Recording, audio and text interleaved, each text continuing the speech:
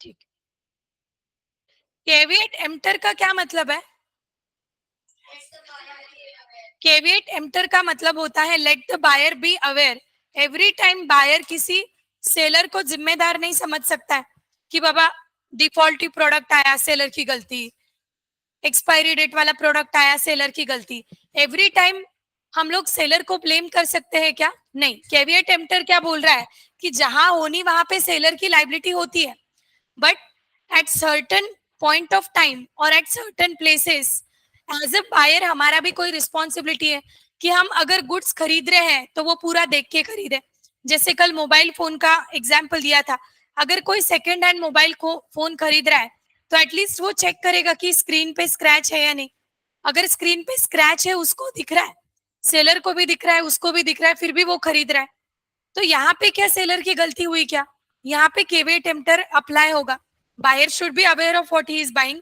और again in the same way, अगर कोई प्रोडक्ट है एक्सपायर्ड है, आपने सब चेक किया, प्रोडक्ट पूरा रीड किया, और एक्सपायरी डेट देखने के बावजूद भी आप वही प्रोडक्ट उठा के लेके आए, बाद में आप जाकर सेलर को जिम्मेदार ठहरा रहे हो। इज इट पॉसिबल कि आप एवरी टाइम सेलर से क्लेम कर पाओ? Not required. So buyer should be aware of what he is buying. इसे बोला जाएगा caveat emptor, let the buyer be aware. और जो केविएट एम्प्टर के एक्सेप्शंस हैं, वो एक्सेप्शन में who will be liable? Then seller will be liable. Buyer ने स्पेसिफिकली बोला हो, बायर ने सैंपल दिखाया हो, बायर ने डिस्क्रिप्शन दिया हो, बायर अगर ब्रांड नेम या पेटेंट पे क्या है, ब्रांडेड या पेटेंट के भरोसे है, so in all this cases then seller will be. Brand name और पेटेंट, अच्छा, जैसे नाइकी के शूज होते हैं, ठीक है, नाइकी के शूज कितने 8-10 हजार तक आते हैं, समझा 8 हजार पकड़ लो, 8-8.5 हजार।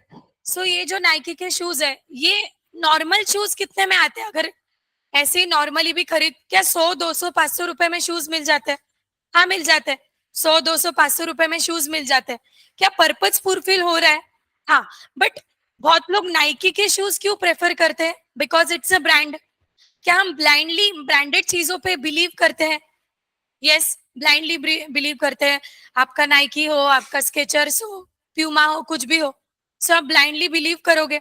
यहाँ पे वो ब्रांडेड चीज खरीदने के लिए आपने उतना पैसा डाला है, क्या आपने ब्लाइंडली ट्रस्ट किया वो चीज पे? ब्लाइंडली ट्रस्ट करने के बाद अगर उसमें कुछ डिफॉल्ट आया तो आप सेलर को लाइबल ठहरा सकते हो, डेफिनेटली आप कंपनी को लाइबल ठहरा सकते हो। क्यों? क्योंकि कंपनी बोलेगी आपने तो देख के लिया, देख के लेना चाहिए था। आप क्या बोलोगे? देख के क्या लेना है, हमने तो आपके ब्रांड नेम को सुन के लिया है, ये ब्रांड के अंदर आता है, तो उसमें देखने का कुछ सवाल ही पैदा नहीं होता। आपने अच्छा गुड्स प्रोवाइड करना चाहिए था। So it is your liability, that is the companies और sellers liability if buyer buy the product under brand name और पेटेंट नेम। यहाँ पे क्या केविएट एम्प्टर वर्क करेगा? केविएट एम्प्टर यहाँ पे वर्क नहीं करेगा। So that would be exception to the let the buyer be aware. पर अगर नॉर्मल आप बट कोई लोकल मार्केट से शूज खरीदी करके लेके आओ, वहां पे ऐसे इतने सारे शूज रखे हैं, आप उसमें से फर्स्ट कॉपी सेकंड कॉपी जो भी है, तो आप उसमें से कोई शूज उठा के लेके आओ। अभी अगर कोई फर्स्ट कॉपी हो या डुप्लीकेट हो, तो क्या आप अच्छे से चेक करके लोगे कि बाबा ये खराब तो नहीं है वगैरह सारी चीजें? You will check. आपने अच्छे से पूरा चेक कर लिया, अच्छे से चेक कर लिया, और वो शूज थोड़ा सा खराब है, उसका स्टिचिंग खराब है, स्टिचिंग इतना अच्छे से नहीं है, फिर भी आपने बाय कर लिया। कल जाके मतलब घर पे आने के बाद आपको पता चला, घर पे आने के बाद आपको रियलाइज हुआ कि अरे ये इतना अच्छा नहीं लगेगा, तो आप चले गए सेलर के पास, बोले हमने ब्रांड नेम के अंदर लिया है, आपको भर के देना पड़ेगा। ऐसा हो सकता है? It is not possible. ये वाले जगह पे कौन लाइबल होगा? बायर लाइबल होगा, because he had means to discover the truth. उसने देखा है, तो ये भी ना ही उसने सेलर के जजमेंट पे रिलाई किया है, उसने गुड्स को चेक करने के बावजूद, चेक करने के बाद बाय किया है, तो then buyer will be personally liable and not the seller. और क्या देखा? मर्चेंटेबल क्वालिटी के होने चाहिए। अगर मर्चेंटेबल क्वालिटी के ना हो, या सेलर ने खुद ही डिफॉल्ट किया गुड्स देने में, so then seller will be liable, then caveat emptor will not work. अभी मैं क्या चाहती हूँ, इसमें बहुत सारे क्वेश्चंस है, मैंने होमवर्क भी दिया था तुम लोगों की, मंडे टू थर्सडे जो आते हैं, इनकेस किसी ने सॉल्व नहीं किया रहेगा तो अपन अभी करते हैं एक एक solve. Let's solve some questions so that आपको पूरे चैप्टर का आइडिया आ जाएगा कैसे है क्या है ना। एक एक क्वेश्चन सॉल्व करेंगे आराम आराम से, अंडरस्टैंड कर करके। मुझे क्वेश्चन सॉल्व करते टाइम पे एटलीस्ट आप लोगों से कुछ आंसर चाहिए, नहीं तो हमेशा मैं बोलती रहती हूँ, आप सुनते रहते हो।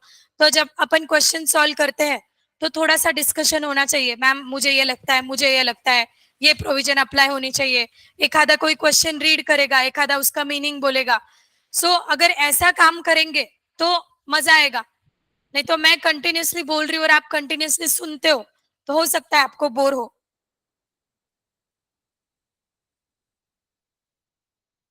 यस।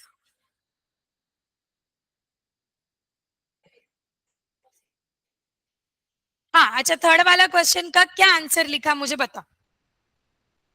थर्ड वाला क्वेश्चन का किसने सॉल्व ही किया नहीं, वो भी एक। क्यों नहीं किया? एक दो तीन चार पांच छ, क्यों नहीं किया सॉल्व? यूनिट टू लिखना था, यूनिट टू लिखने का और क्वेश्चन सॉल्व करने का कोई संबंध ही नहीं है। क्वेश्चन कहाँ सॉल्व करते हो तुम? पीछे पूरा लिखना था, मतलब पूरा समझना था ऐसा।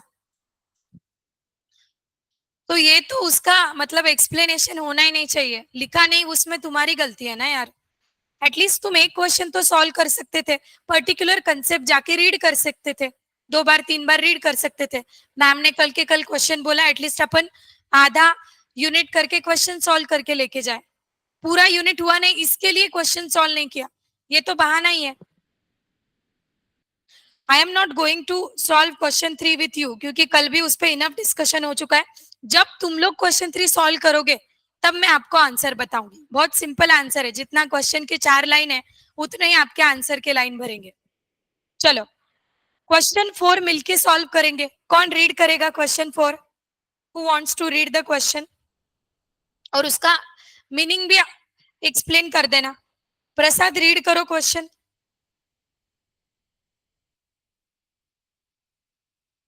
क्वेश्चन रीड करो जोर से।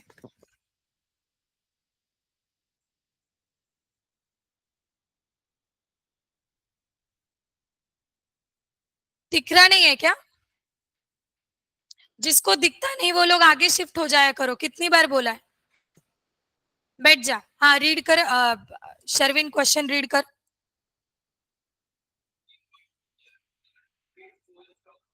कोट।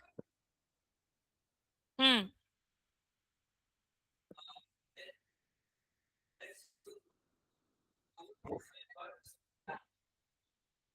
हम्म। हम्म। ओके।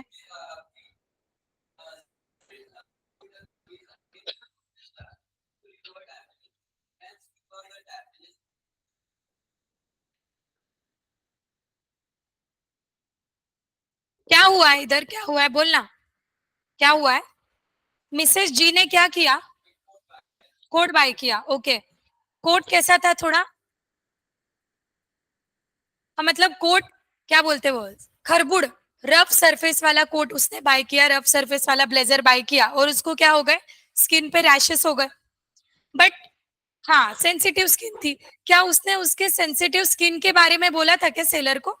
नहीं बोला, सेलर को कुछ इन्फॉर्म ही नहीं किया, कन्वे नहीं किया। अब क्या हुआ? केस फाइल कर दी सेलर के अगेंस्ट। अरे बाप रे। Can she recover the damage under sales of goods act 1930? क्या लगता है?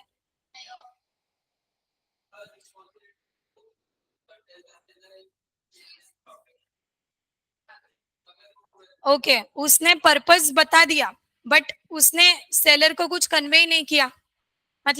मतलब सेलर से छुपाए क्या फैक्ट्स? तो देन सेलर लाइबल होगा क्या? यहाँ पे क्या केवीएट टेम्पटर होना चाहिए, let the buyer be aware, कि नहीं?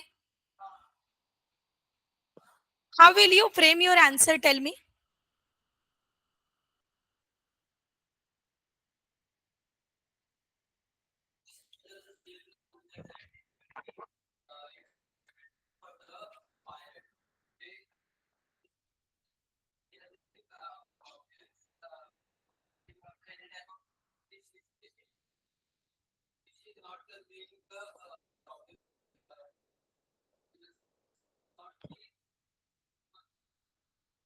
सेलर विल बी, अपन ऐसा लिख सकते हैं क्या?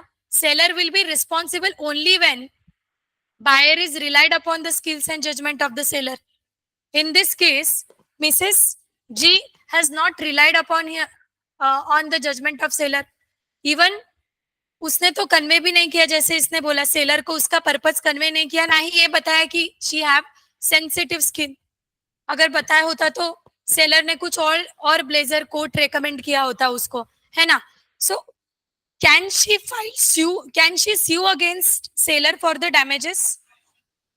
She can't sue. लिख पाओगे?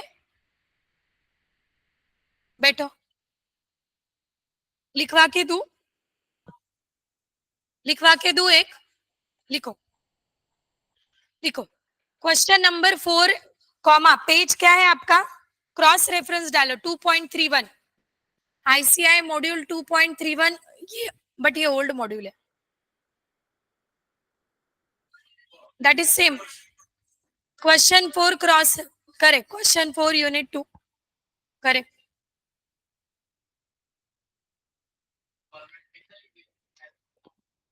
फॉर्मेट भी बता देती हूँ जो लोगों को पता नहीं. पहले क्या लिखते हैं अपन? प्रोविजन. फिर क्या लिखते हैं अपन? Fact of the case, that too in very short. And फिर क्या लिखते हैं? कंक्लूजन. क्या कभी कभी कंक्लूजन और फैक्ट ऑफ द केस को अपन मर्ज करके लिखते हैं as per the requirement of question? Answer is yes. Is that a straight forward question? No. Is that a case law basis question? Yes. Case law basis question मतलब इसमें story दी हुई है, ऐसा हुआ, मसाला दिया है, तो हमें उसको समझ के लिखना पड़ेगा. चलो लिखो. क्वेश्चन 4 का आंसर लिखेंगे. ओके मेरे को सेक्शन पता है इसके लिए. अगर आपको सेक्शन पता ना हो तो आप ना लिखो तो भी चलेगा. अकॉर्डिंग टू प्रोविजन लिखा, प्रोविजन लिखा, write down provision, underline and then start. Atharva तेरे को आवाज दे रही हो?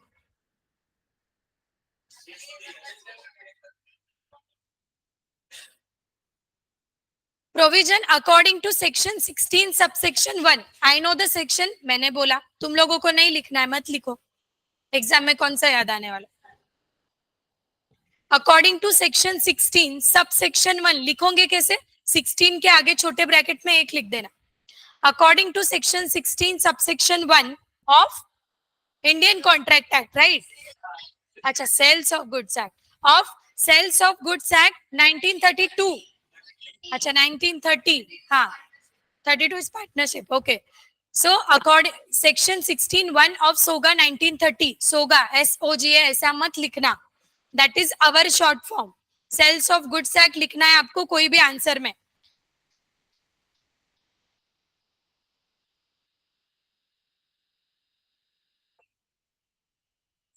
मेरे को यहाँ पे वो फिट टू यूज नहीं है तो क्वालिटी और फिटनेस वाला पॉइंट लग रहा है.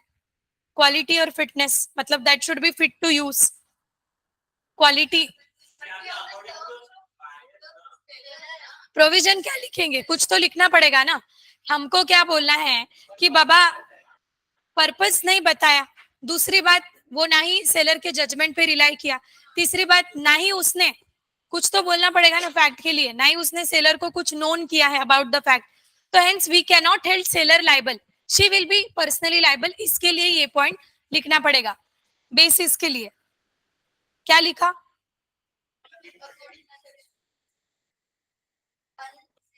इन contract of sale, in contract of sale, उसके आगे कंटिन्यू करो कॉमा करके. In contract of cell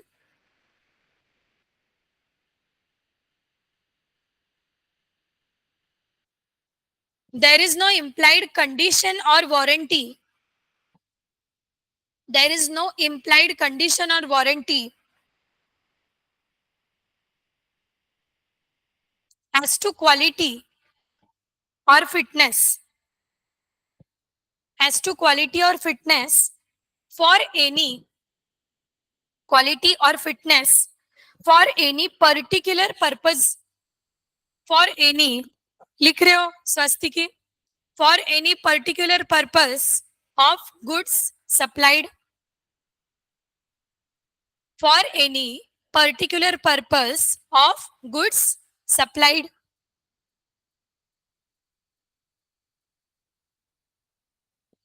The general rule, the general rule is that, the general rule is that caveat emptor, spelling बताओ, CAVEAT, उसको inverted में लिख देना, CAVEATEMPTOR, caveat emptor. आगे लिखो, let the buyer be aware, let the buyer be aware.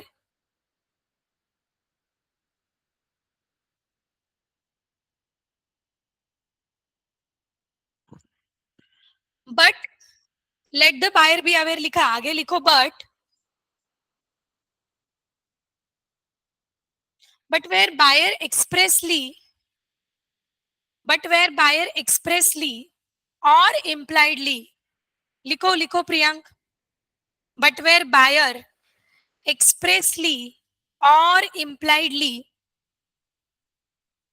क्या, make known to the seller, buyer expressly or impliedly make known to the seller, मतलब seller को बताया है, क्या बताया है, purpose, made known to the seller particular purpose, light गई क्या, पर्टिकुलर पर्पस तुम लोगों का एक आध रहने दो, पर्टिकुलर पर्पस ऑफ गुड्स,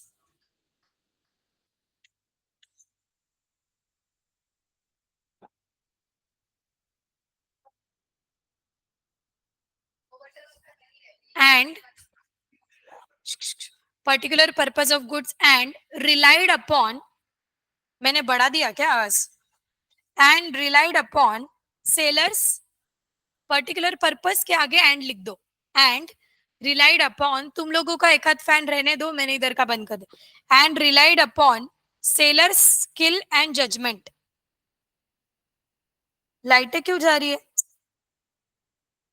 कल भी तो नहीं थी है ना, बाकी के क्लासेस छोड़ने पड़े थे, नहीं कल वाईफाई नहीं था,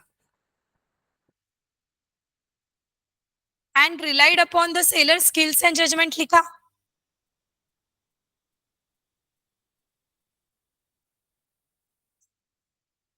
then only, then only buyer can make, then only buyer can make,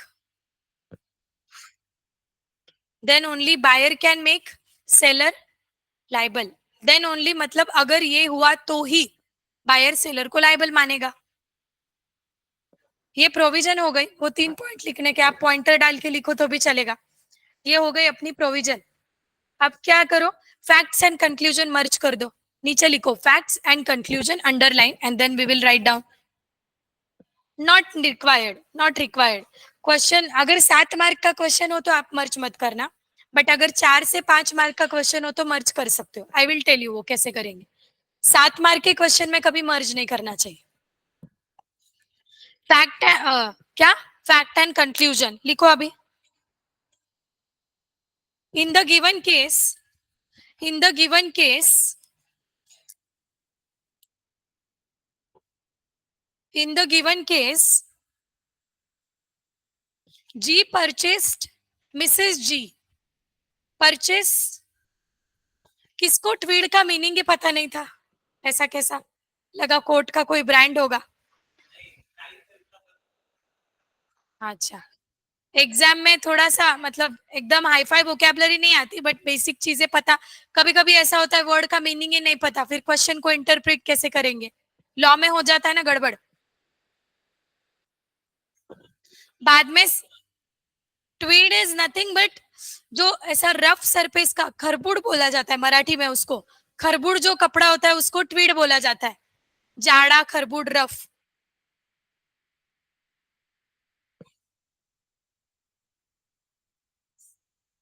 Mrs. G purchased the tweed coat without informing to the seller, without informing to the seller about her sensitive skin.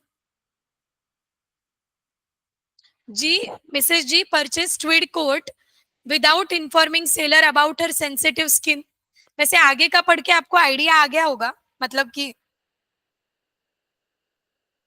ये मैं बोल रही हूँ fact, अभी continue कर रहे हैं अपन दोनों, मर्ज कर रहे हैं, इसके लिए कंटिन्यू करो. Therefore Mrs ji,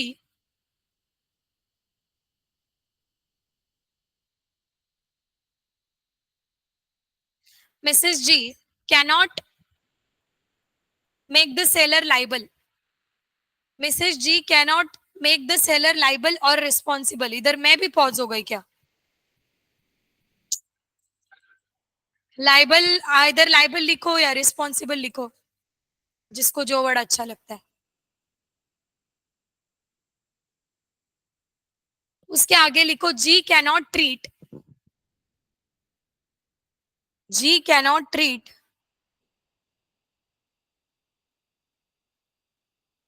treat it as breach of condition.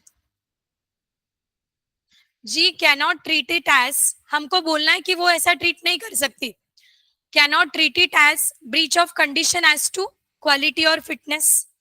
Breach of condition as to quality और फिटनेस. नकुल लिख रहा है क्या? दूसरा वाला नकुल समझ रहा है? लिख रहा है ना तू? लिखते जा, नहीं समझा तो पूछते जा. and has no right to and has no right to quality और फिटनेस लिखा. and has no right to recover damage from the seller. has no right to recover damages from the seller. अभी for the timing I am considering कि question 3 done है अपना. ठीक है,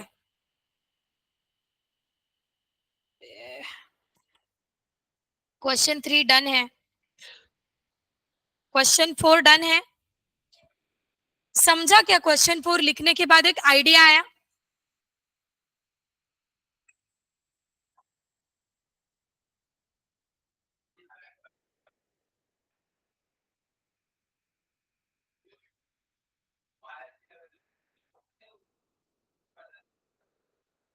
seller को, हाँ तो बताया नहीं था, इसके लिए हम क्या बोल रहे हैं, उसने बताया नहीं सेलर को, इसके लिए वो सेलर से डैमेजेस क्लेम कर पाएगी? नहीं कर पाएगी. वो ये ग्राउंड्स पे सेलर से डैमेजेस नहीं क्लेम कर पाएगी कि सर ये तो क्वालिटी फॉर फिटनेस है ही नहीं, क्वालिटी और फिट टू यूज है ही नहीं. जनरली क्या होता है कि अगर ये क्वालिटी और फिट टू यूज नहीं होता है तो कोई भी जो कस्टमर है सेलर से क्लेम करता है, but he can claim only when he make known seller his purpose. इसने तो पर्पस बताया नहीं था, नहीं ये बोला था कि स्किन सेंसिटिव है, तो हमने ऐसा बोल दिया कि सेक्शन 6(1) का सहारा लेकर वो सेलर को लाइबल नहीं ठहरा सकती, उसे खुद को डैमेजेस क्या करना पड़ेगा, पे करना पड़ेगा. She should be aware of that.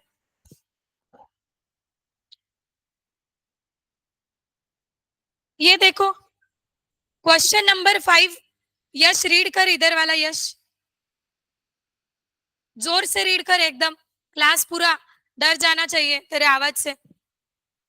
ये सर्टन गुड्स वाला, this one, this one, certain goods. सब लोग ध्यान दोगे क्योंकि अपने को उसको इंटरप्रेट करना है. हाँ.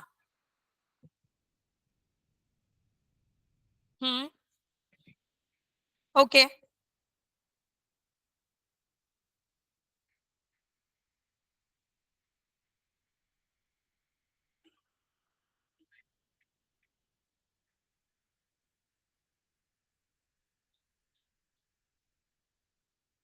हम्म.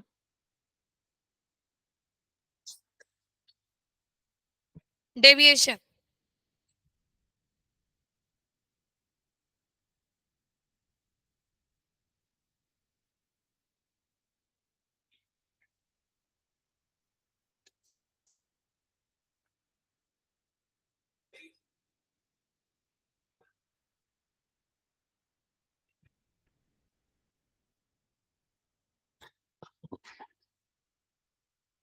समझा क्या? गुड्स सोल्ड बाय सैंपल है, गुड्स सोल्ड बाय सैंपल है. किसने किसको सेल किया बोलो पहले? पहले ए ने बी को सेल किया. ओके, सेलर ए हुआ. Who who in turn sold the same goods by sample to C. B ने सोल्ड बाय सैंपल है, तो ये भी सेलर हुआ, ये भी सेलर हुआ. And C again sold this to. ऐसा एक चेन बन गया, सेल करते गए आगे आगे आगे. Okay, The goods were not according to the sample. Goods were not according to the sample. किसको पता चला? Therefore, D who found the deviation of the goods from the sample, मतलब sample से goods क्या है? अलग है. Has rejected the goods and gave notice to C. D ने क्या किया? ये goods को reject कर दिया. क्या D कर सकता है goods को reject? कर सकता है because that is not as per the sample. क्या ये implied condition है कि अगर बायर ने सैंपल दिखाया है तो सैंपल की तरह होना चाहिए? नहीं तो क्या बायर रिजेक्ट रेप्यूडिएट कर सकता है कॉन्ट्रैक्ट को प्लस वो डैमेजेस क्लेम कर पाएगा? सिर्फ डी कि C B B B A B? सिर्फ डी. एक मिनट. From the sample reject the goods, give notice to C. एक बोलो डी कर पाएगा सी से? कर पाएगा. डी ने सी को नोटिस दे दिया. सी स्यूड बी. सी ने सी को पहले तो पता नहीं चला, बाद में डी ने बोलने के बाद पता चला, तो सी ने बी को स्यू कर दिया, बोले that was not according to the sample. अब सी क्या कैंसिल कर पाएगा? जो राइट डी के पास है वो सी के पास है या नहीं? क्यों नहीं है? पहले नहीं किया, बट क्यों? अपॉर्चुनिटी टू सेल गुड्स मत सोचो. जो गुड्स इधर रोटेट हुआ है मार्केट में, ए से बी के तरफ, बी से सी के तरफ, सी से डी के तरफ, डी और सी को तो पता ही नहीं चला ना कि वो एज पर सैंपल है ही नहीं. And they have accepted the goods, even they sold the goods further. इसके लिए they can not, can they claim damages? No. Why not? They can claim damages. They can claim damages. ये ऐसी situation आ गई है where they have to treat breach of condition as breach of warranty. B और C के लिए ऐसी situation आ गई है, बट डी के लिए ऐसी सिचुएशन आई है क्या? डी स्मार्ट है. डी ने फर्दर किसी को सेल करने से पहले ही जान लिया कि goods are not as per the sample. Can he sue C? Yes, for damages. Can he repudiate contract? Yes, because in case of D, it will be considered as breach of condition. But in case of C and B, it will be considered as breach of warranty. They can just claim the damages. Clear है? समझा क्या हुआ? लिख पाओगे? लिख पाओगे कि लिखवाऊं?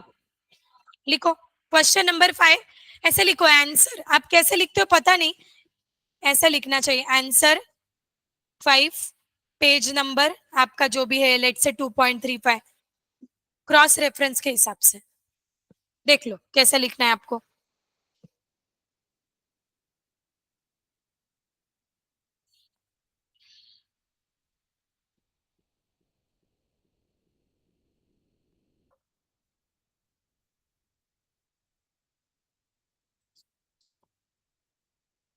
मैं इसका डायरेक्ट आंसर बताती हूँ. I will consider that question as straight forward question. Straight forward question, direct provision और फैक्ट ऑफ द केस को एक्सप्लेन करके बताती हूँ. लिखो provision and conclusion. Fact of the case भी आएगा उसमें, बट लिख नहीं रहे. Provision and conclusion. क्या जो नोटिस, मतलब जो डी ने ऑब्जर्व किया वो सी और बी ने ऑब्जर्व किया था क्या? They have not noticed. They had time but they have not noticed. इसके लिए they can not repudiate, they can just claim damages. In the given case,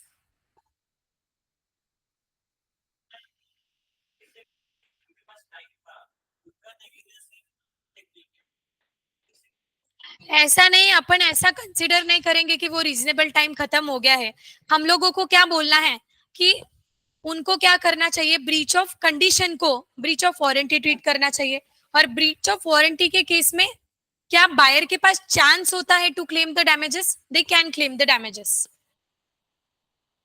आपने इन द गिवन केस लिख दिया. According to ऐसा लिखना था actually. चलो in the given case comma according to section 13 subsection 2, 13(2) के बारे में बात करूं. 13(2) of, according to section 13 subsection 2 of sales of goods act 1930,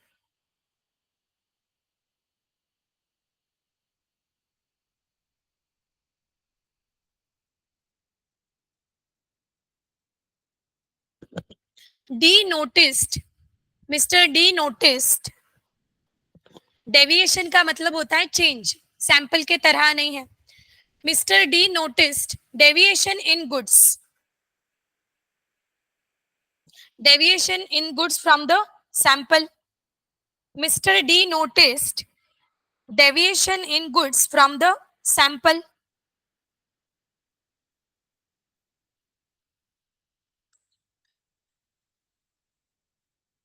So he can reject the goods. He is who? D के बारे में बात चल रही है. So he can reject the goods and treat it as, he can reject the goods and treat it as breach of implied condition. That is implied that sample should be as per the, goods should be as per the sample. Breach of implied condition as sample. Breach of implied condition as sample.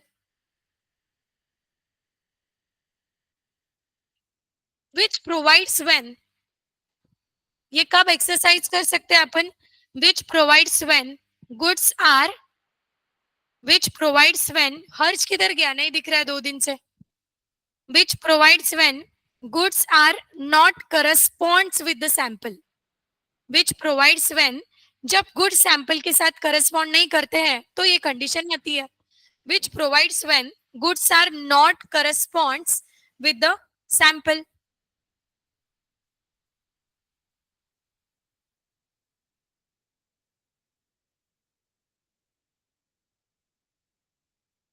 And buyer should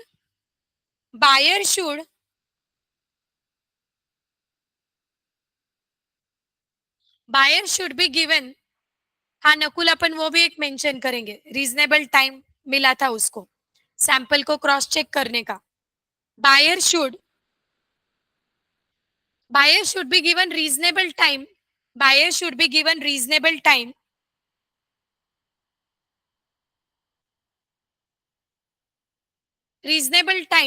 and opportunity, reasonable time and opportunity to compare bulk with a sample.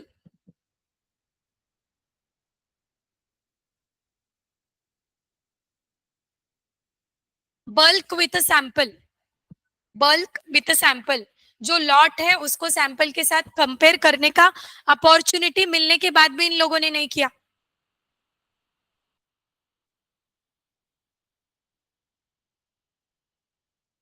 अभी मैं conclusion का part बोल रही हूँ तो उसके नीचे के लाइन में लिखो, ये थी प्रोविजन, अभी कंक्लूजन का पार्ट बोल रही हूँ.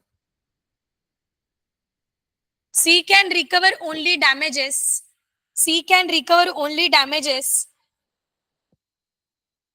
C can recover only damages from B. And B can recover damages from A.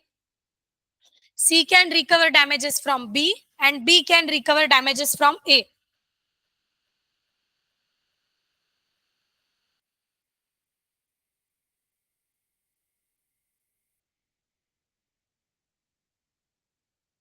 For A and C, sorry, B and C. For B and C, it will not be treated as, for B and C, it will not be treated as breach of implied condition. For B and C, it will not be treated as breach of implied condition.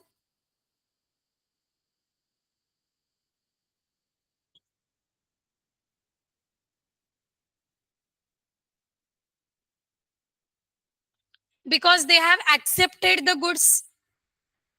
Because they have accepted the goods and sold accordingly. Because they have accepted the goods and sold accordingly. Hence they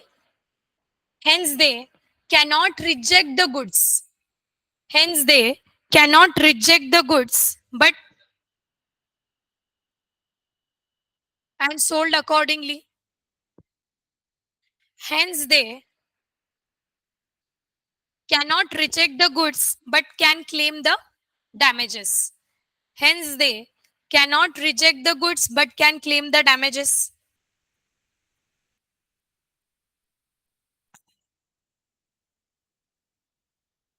same type का sample का एक question और एक ले लेंगे. Question.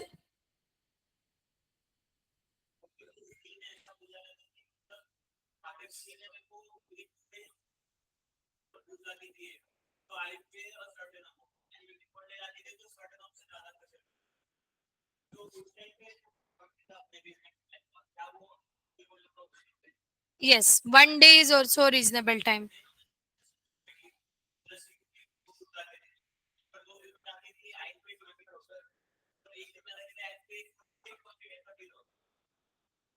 तो वो अगर 1 या 2 दिन से एक्सीड होता है तो पॉइंट नहीं मिलता है, वो पॉइंट नहीं लिख सकेंगे.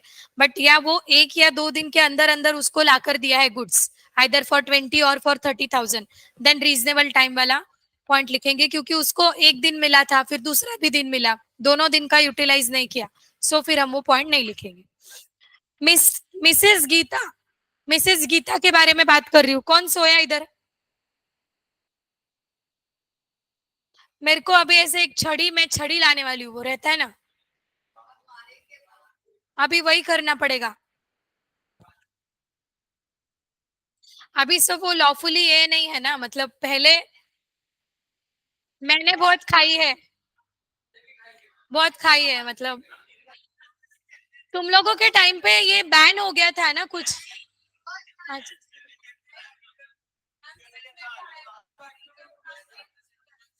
हाँ, एक्चुअली वो कुछ ऐसा इंसिडेंस हो गया था कि वो किसी स्टूडेंट को लग गई थी वगैरह, एंड आफ्टर दैट वो रूल आया. बट और हमारे पेरेंट्स वापस टीचर को ऐसा बोलते थे कि इसको इतना क्यों कम मारा, और मारो.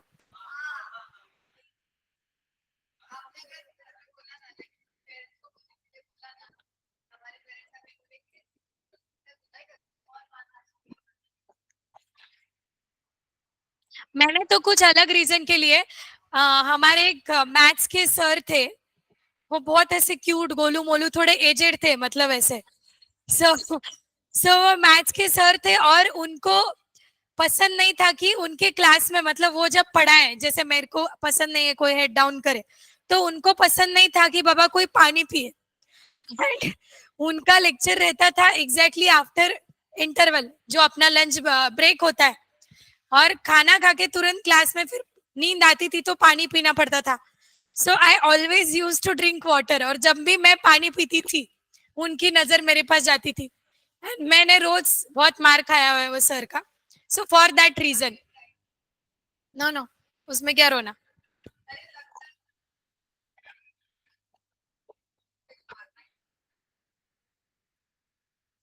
Mrs Geeta went to local rice and wheat shop. Geeta किसका नाम नहीं ना इधर. हाँ. Wheat shop and ask for 100 kg of basmati rice. Geeta को क्या खरीदना है? Basmati rice 100 kilo. 100 किलो खरीदना है, 1 quintal. The shopkeeper coated the price of the same. 125 रुपया पर किलो है. आपको 125 रुपया क्या करे पड़ेगा?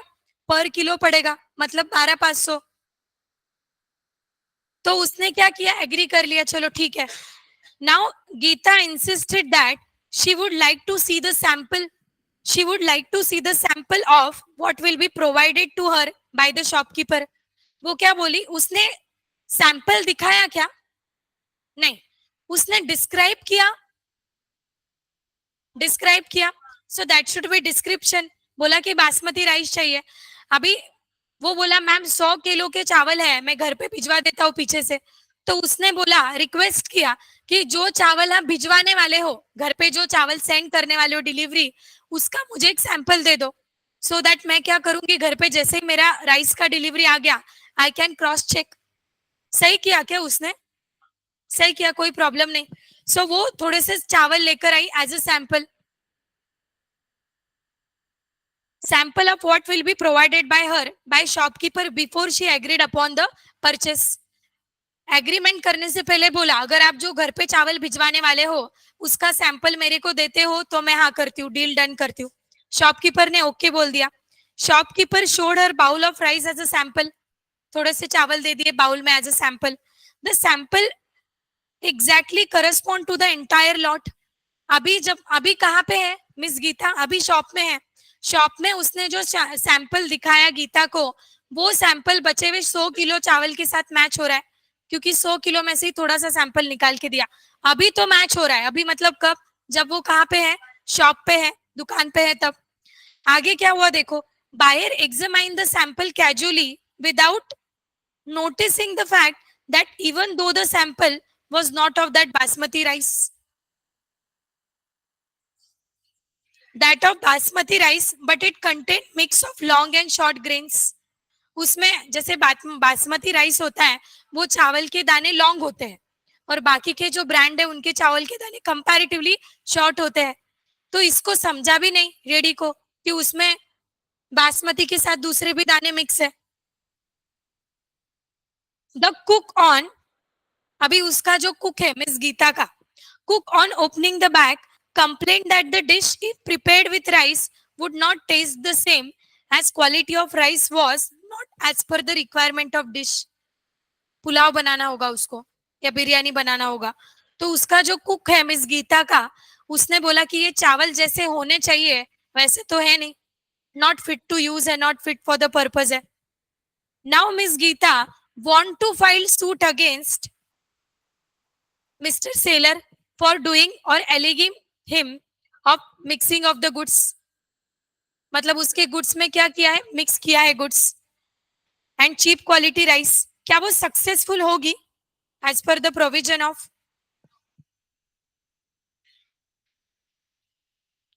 Cell by sample and description?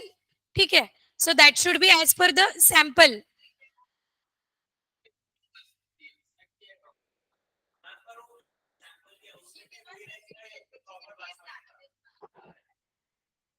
Proper basmati, proper basmati था, नहीं कर सकते।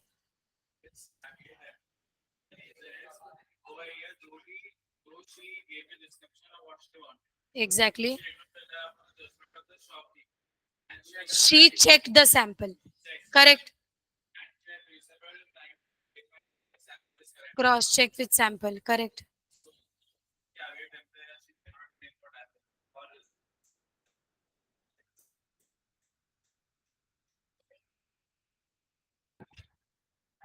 क्या लगता है मंथन?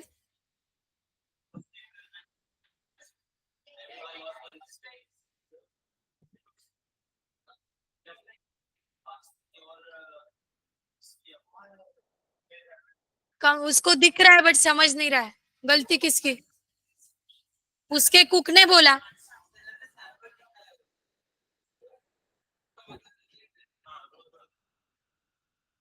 एक बात बोलू, सैंपल के वजह से कंफ्यूज मत हो। जब बायर खुद के घर से सैंपल लेके आता है तब that should correspond with the sample, ऐसा हमारा डील है।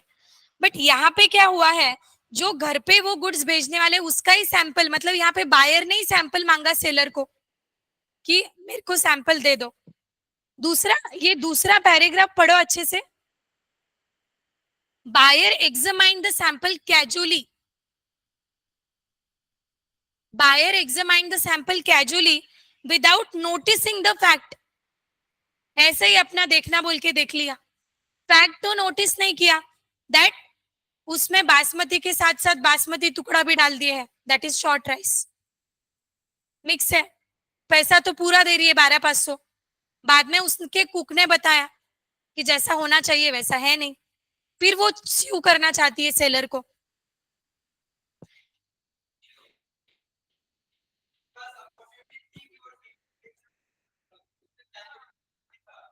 उसने देखा, मतलब उसने देखा, आई मीन उसने चेक किया।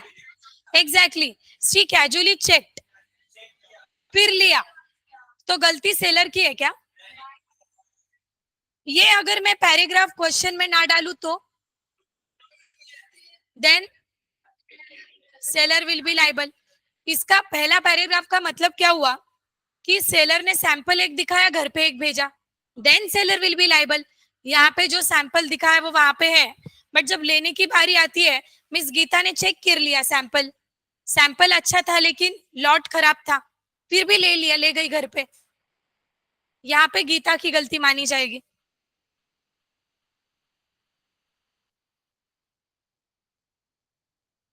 ये देखो क्वेश्चन में क्या दिया है, decide the fate of the case, इनको फैक्ट्स बोलना है। Decide the fact of the case and options open to buyer for grievance and redressal. Question में ही आंसर दिया है, options open to buyer for grievance and redressal as per the provision. Buyer क्या क्या कर सकता है, या बायर के पास क्या क्या ऑप्शंस होते थे,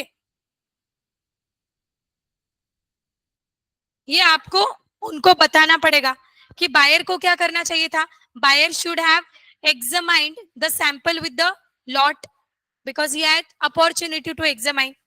बायर ने क्या क्या करना चाहिए था ये अपने को बताना है, एंड क्या बायर लाइबल है या सेलर लाइबल है ये भी अपने को बताना है। लिखो क्वेश्चन नंबर 1। और एक चीज, हाँ, और एक चीज इसमें, रुको 2 मिनट रुको, और एक क्राइटेरिया है। What would be your answer if Miss Geeta specified her exact requirement as the length of rice? Then length of rice का एग्जैक्ट रिक्वायरमेंट बोला था, सेलर लाइबल है।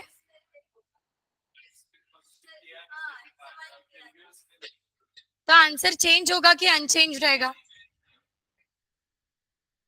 क्या एग्जामाइन किया कि नहीं उस पर डिपेंड है। ओके, सो क्वेश्चन में दिया है एग्जामाइन किया, तो we will consider that fact कि एग्जामाइन किया है। अब अगर उसने लेंथ उसको डिस्क्राइब किया होता तो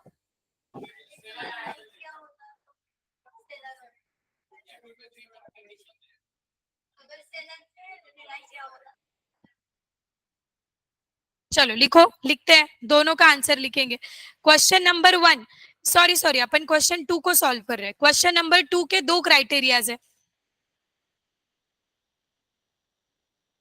आंसर मैं लिखवाती हूँ। पहले मैं कुछ इंप्लाइड कंडीशन बोलूंगी, sale by sample according to section provision, लिखो प्रोविजन।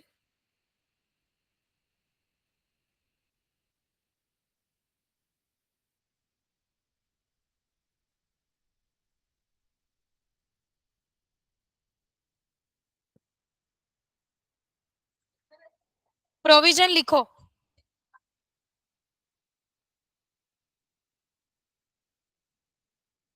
प्रोविजन में लिखो section according to section 17 subsection 2 of sales of goods act 1930।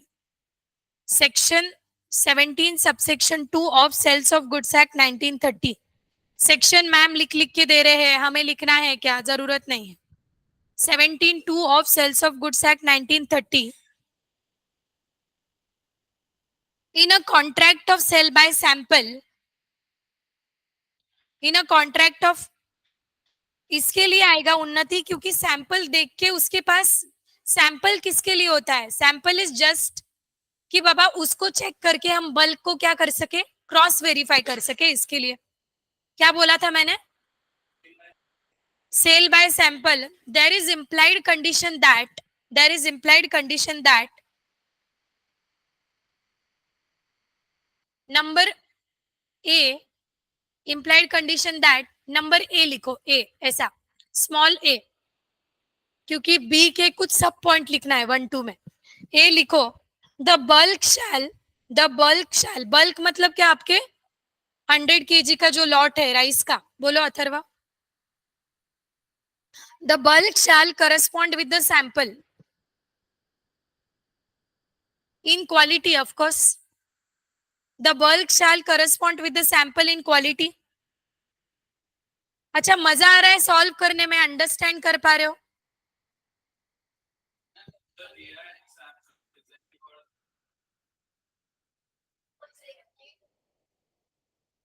First paragraph में ना, the sample is exactly corresponding to the end, मतलब exactly क्या बोलना है?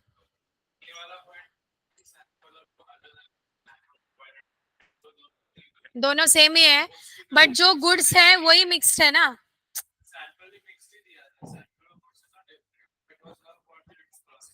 she have cross checked, she have noticed everything, but she could not understand.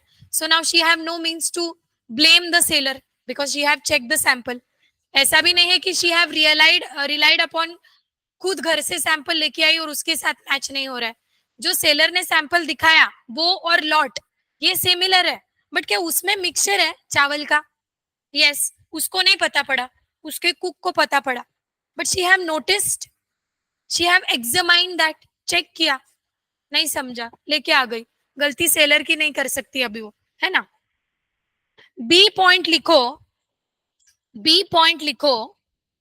ए लिख लिया ना, bulk correspond with. अभी बी लिखो. The buyer shall have, the buyer shall have reasonable opportunity. B point लिखो मस्त पैकी. The buyer shall have reasonable opportunity of comparing bulk with sample. ठीक है, रीजनेबल अपॉर्चुनिटी, सेलर ने थोड़ी उसका हाथ पकड़ा था, रोका था. कर ले चेक कितना करना है. Buyer shall have reasonable opportunity to check, to compare lot with sample और bulk with sample.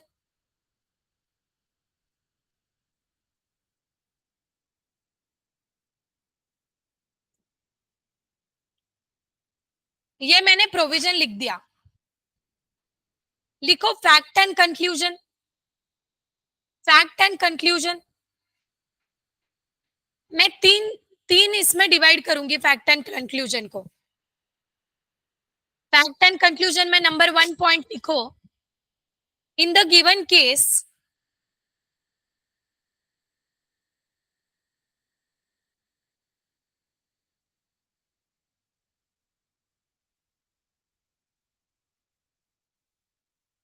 now Miss Geeta wants to file suit against seller. इसका आंसर लिखेंगे. In the given case Miss Geeta will not be successful. In the given case, Mrs. Geeta will not be successful. Mrs. Geeta will not be successful in filing the suit against seller.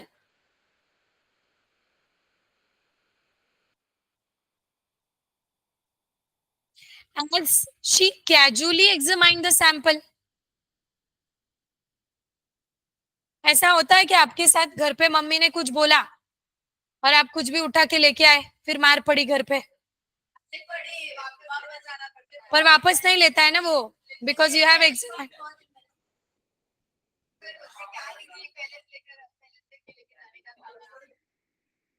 पहले समझता नहीं है. As she casually examined the sample without noticing the fact,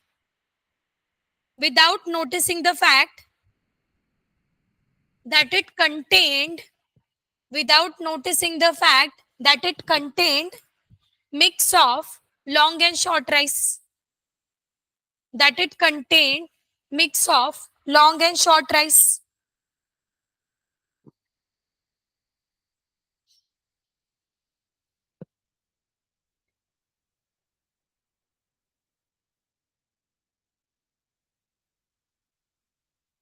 point 1 लिख लिया. Point number 2 में लिखो. ये यहाँ पे भी पूछा है, बायर के पास कोई रिड्रेसल ग्रीवेंस वगैरह होगा क्या? नहीं होगा. पॉइंट नंबर 2 लिखो. बायर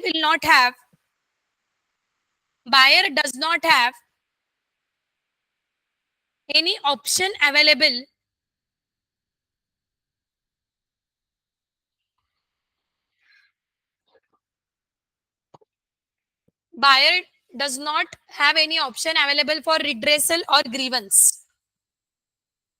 अभी इसका आंसर लिखेंगे. रिड्रेसल और ग्रीवेंस.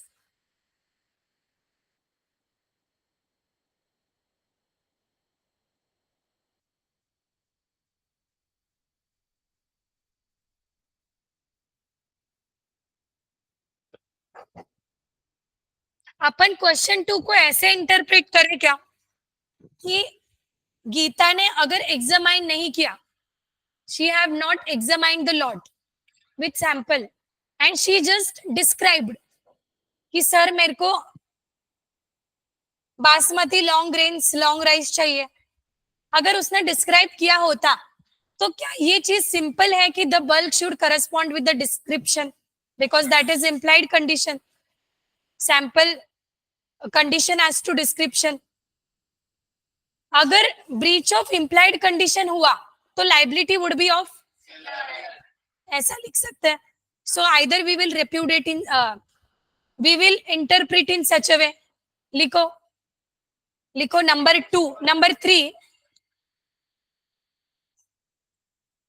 किसने क्या बताया? नहीं,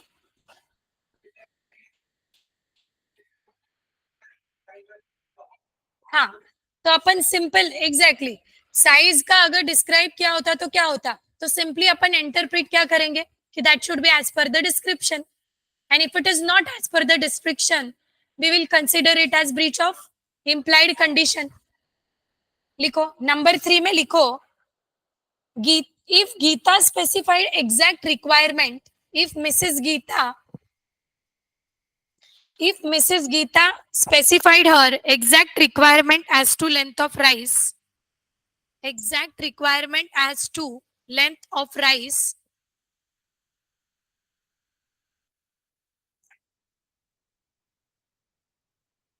then it is implied condition that, लिखना ओए, it is implied condition that the bulk shall correspond with the description. It is implied condition that the bulk shall correspond with the description. And if not so, and if not so, then seller would be liable.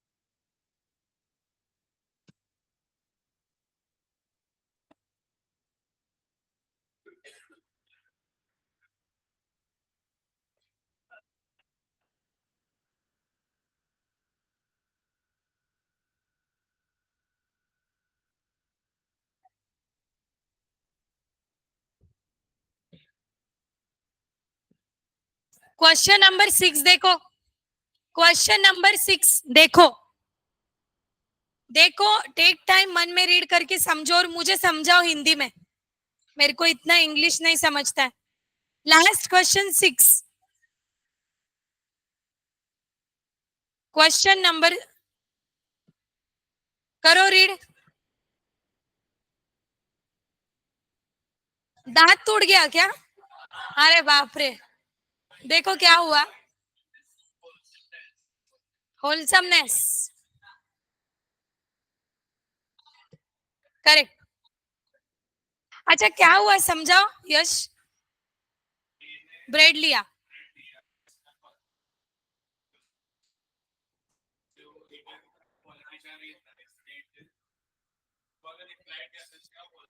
क्या उसको कोई right available है against seller है? Okay, कौन सी condition breach हुई है? Quality condition as to wholesomeness. लिखो आंसर, लिखो, चलो ये आंसर सब लिखो, मैं सबका आंसर सुनूंगी। प्रोविजन एंड कंक्लूजन डायरेक्ट लिख दो, प्रोविजन कंक्लूजन मतलब फैक्ट भी उसमें मर्ज कर देना कंक्लूजन में। I just want provision and conclusion, according to सब अच्छे से लिखना। क्या ना डेंजर, दांत ही टूट गया, मालूम नहीं रहेगा तो अकॉर्डिंग टू, ये तो मालूम है कि सेल्स ऑफ गुड्स एक्ट 1930 है, तो according to sales of goods act 1930, Indian contract है तो according to Indian contract act 18। जरूरत नहीं, सेल्स ऑफ गुड्स एक्ट लिख दो। पीछे इधर डिस्कस करके नहीं लिखना है, अपना अपना सबका अलग आंसर होना चाहिए।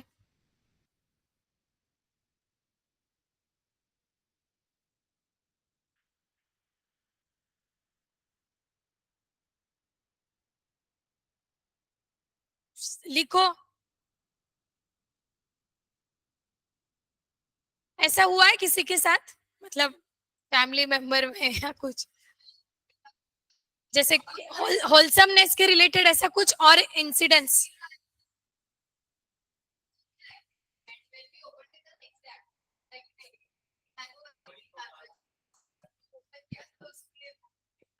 ई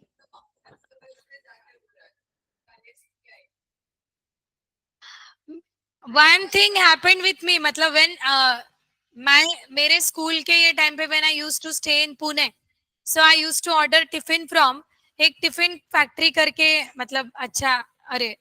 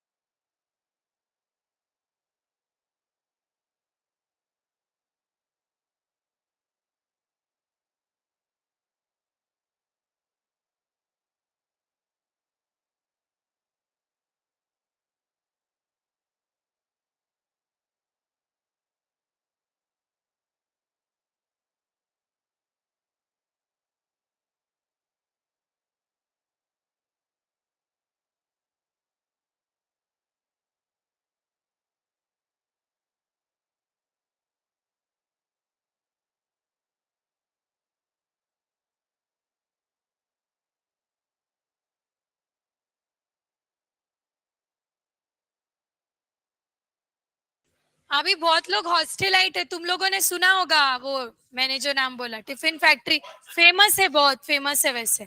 हाँ, दैट टाइम इतना नहीं था, मतलब 5-6 साल पहले, 7 साल पहले, 7-8 साल पहले। डन। देखो एक का आंसर हो गया, और किसका हुआ? I will give 2 more minutes, सबका आंसर सुनूंगी मैं।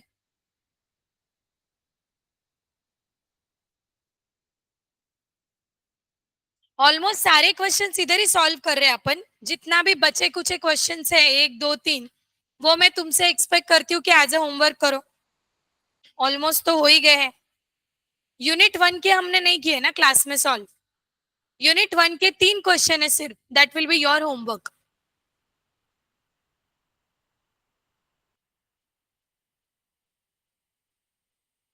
जल्दी लिखोगे तो मैं जल्दी छोड़ दूंगी आज।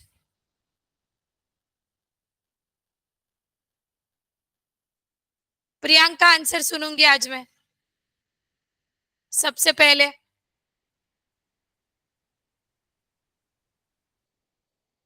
फिर शौनक का सुनूंगी आंसर। और प्रियांका और शौनक का सेम नहीं होना चाहिए, चेक करूंगी। फिर प्रसाद का आंसर सुनूंगी।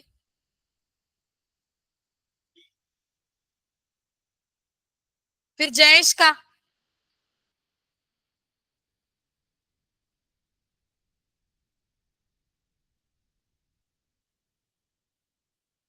रीड करो क्या लिखा।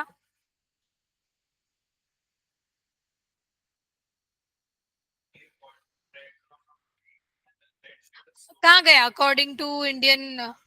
अच्छा अच्छा अच्छा अच्छा। हाँ, बोलो बोलो बोलो। ओके। हम्म। हम्म।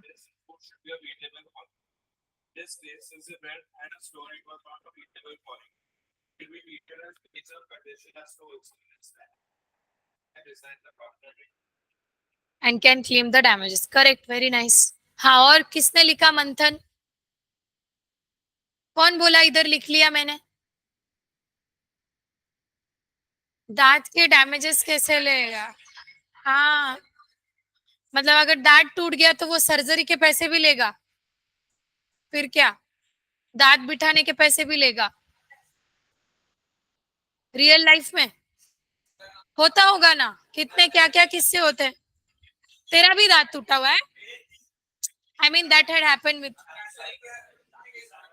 कैडबरी के, तो डेयरी मिल्क पर बीच में उसमें आलिया निकल रही थी, पता नहीं क्या हो। हाँ वो। अरे एक एक बोलो, क्या 40 वाली? तो तूने बाहर रखी होगी रेफ्रिजरेटर। यस।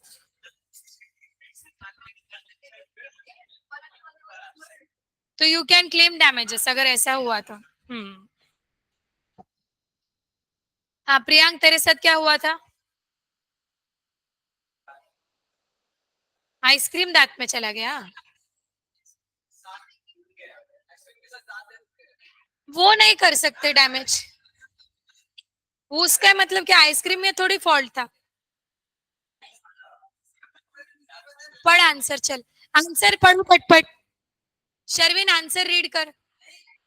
फिर इतना हाथ ऊपर क्यों कर रहा था? अच्छा, वो दूधी दांत होंगे तुम लोगों के। वो क्या बोलते हैं, I don't know English.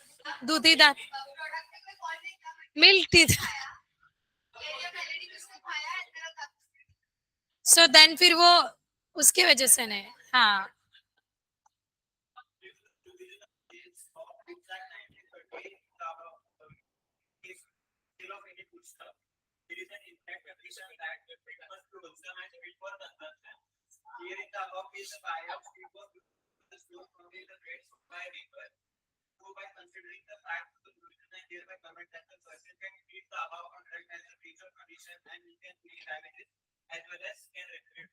Correct.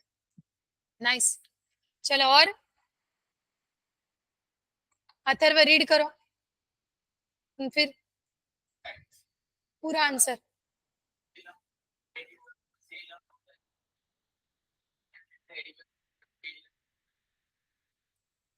हम्म।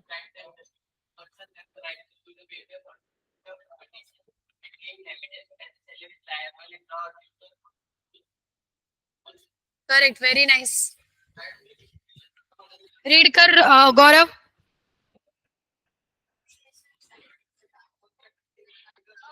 शांति रखो तुम लोग।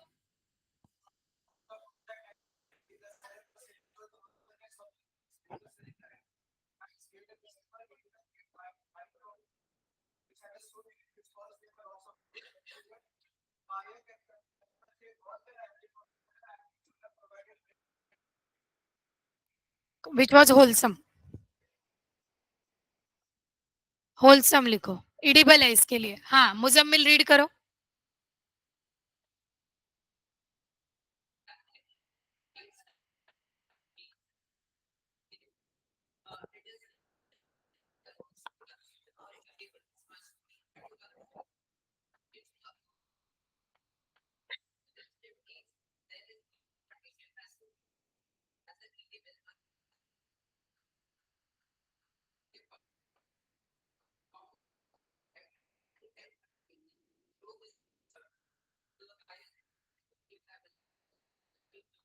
मर्चेंटेबल क्यों लिखा, जरूरत नहीं। That should B wholesome. That means खाने लायक होना चाहिए। मर्चेंटेबल मतलब कि डिफेक्टिव या फॉल्टी पीस नहीं होना चाहिए। That is used for any other goods and not the edibles. किसने नहीं, एक किसने रीड, कौन रीड करना चाहता है आंसर? और इधर रीड करो साक्षी आंसर। दिख रहा तो नहीं है आंसर कुछ? रीड कर आकांक्षा आंसर।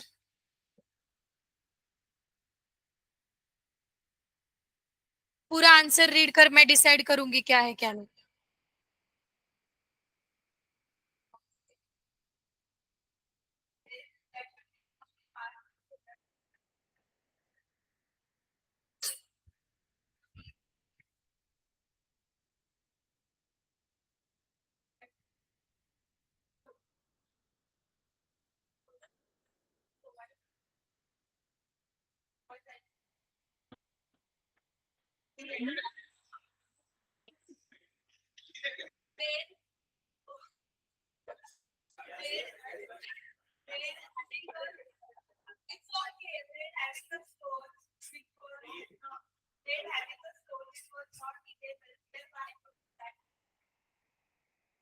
16:1 नहीं लिखने का। होलसम। हाँ, मंथन रीड कर।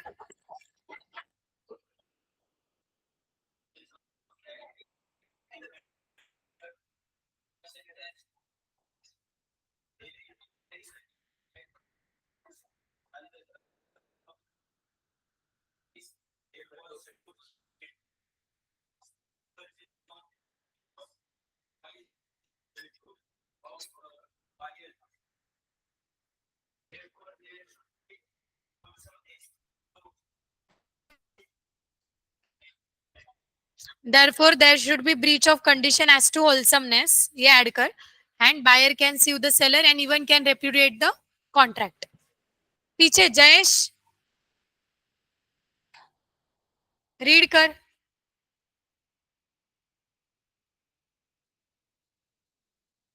हाँ,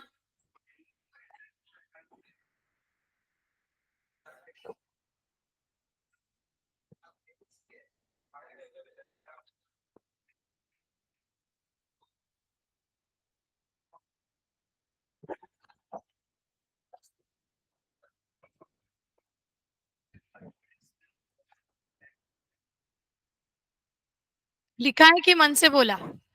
लिखा है, हाँ ठीक है, सही है.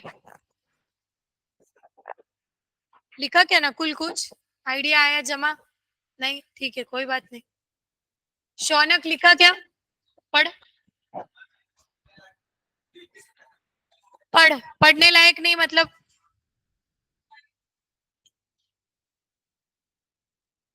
पढ़ने लायक नहीं है लिखा है मतलब? ला नोटबुक इधर ला, मैं पढ़ लूंगी.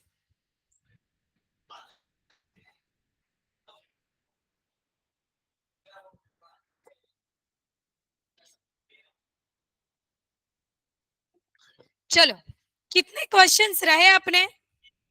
2, 3, 4, 5 तो हो गए, 6. 1 and 7. इसमें 7 क्वेश्चन नहीं है, ये पुराना है. सो 1 and 7, 2 question will be your homework for Monday. And दूसरी बात, यूनिट नंबर 1 के 3 क्वेश्चन है, वो सॉल्व करने. ऐसे 5-6 क्वेश्चन सॉल्व करो.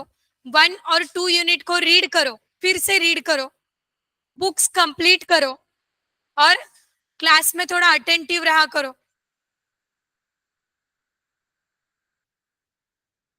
मंडे को,